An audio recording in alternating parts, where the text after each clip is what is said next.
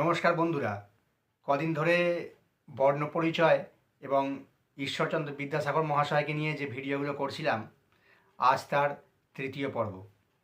বলেছিলাম বর্ণ পরিচয়ের মধ্যে যে শিক্ষা নিহিত রয়েছে বর্ণ পরিচয়ের একবারে শেষের দিকের পাতাগুলোতে, সেগুলো নিয়ে আলোচনা করব, পাঠ করব। তো আজকে সেই 14 নম্বর পাঠটা করব আমরা।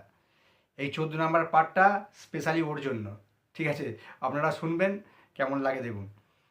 আর রাতি নাই, ভোর হইয়াছে, আর শুইয়া থাকিব না। উঠিয়া মুখ ধুই, মুখ ধুইয়া কাপড় পরি, কাপড় পরিয়া পড়িতে বসি। ভালো করিয়া না পড়িলে পড়া বলিতে পারিব না। পড়া বলিতে না পারিলে গুরু মহাশয় রাগ করিবেন, নতুন পড়া দিবেন না। এটা স্পেশালি ওর জন্য বললাম বন্ধুরা, ঠিক আছে? আপনাদের বাড়িতেও ছোট ছেলে মেয়েরা রয়েছে, তাদের জন্য বললাম। যারা ছুটির দিনে, অবশ্য এটা বলার কিছু নেই, ছুটির দিনে অনেকেই একটু বেশিক্ষণ ঘুমোতে ভালোবাসে। তো যাই হোক, তবুও বললাম, এটা একটা শিক্ষা ছোটদের জন্য কিন্তু। হ্যাঁ, ঈশ্বরচন্দ্র বিদ্যাসাগর মহাশয় একটা সুন্দর কথা বলেছেন 14 নম্বর পাঠে। এরপর 15 নম্বর পাঠটা পড়ি। বেলা হইল, পড়িতে চল, আমার কাপড় পরা হইয়াছে, তুমি কাপড় পরো। আমার বই লইয়াছি, তোমার বই কোথায়? এসো যাই, আর দেরি করিব না। কাল আমরা সকলের শেষে গিয়াছিলাম, সব পড়া শুনিতে পাই নাই।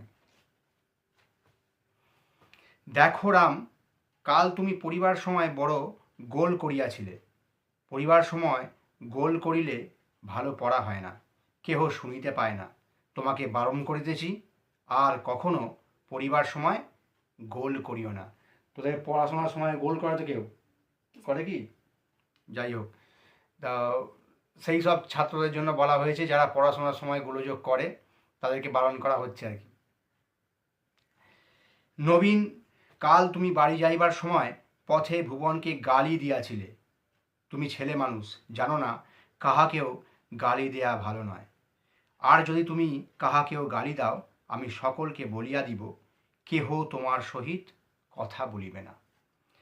সুন্দর আরেকটি পাঠ, যে পাঠে ছোটরা যাতে গালাগালি না দেয় তার জন্য বিদ্যাসাগর মহাশয় এই পাঠটি লিখেছেন। গিরিশ, কাল তুমি পড়িতে এসো নাই কেন? শুনিলাম কোনো কাজও ছিল না, মিছামিছি কামাই করিয়াছ, সারাদিন খেলা করিয়াছ, রোদে দৌড়াদৌড়ি করিয়াছ, বাড়িতে অনেক উৎপাত করিয়াছ। আজ তোমাকে কিছু বলিলাম না, দেখিও আর যেন কখনো এরূপ না হয়।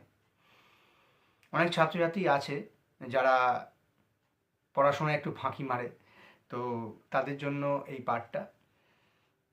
বিদ্যাসাগর মহাশয় এরকম আরও দুটো পাঠ লিখেছেন, সেই দুটো পাঠ এই ভিডিওতে আর করব না, এটা পরের কোনো ভিডিওয়ে করব, কারণ না হলে ভিডিও অনেক বড় হয়ে যাবে বন্ধুরা।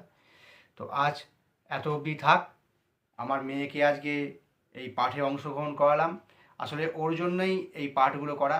এর আগে ওকে নিয়ে আলোচনা করেছি, আপনাদের সেটা আগের ভিডিওতে বলেছি। আজকে ওকে আমার ভিডিওর মধ্যেও নিয়ে চলে এসেছি। তো আজকে এত অবধি থাক বন্ধুরা, আসি। সবাইকে বলে দাও, টাটা বলে দাও সবাইকে। ঠিক আছে, আসি বন্ধুরা।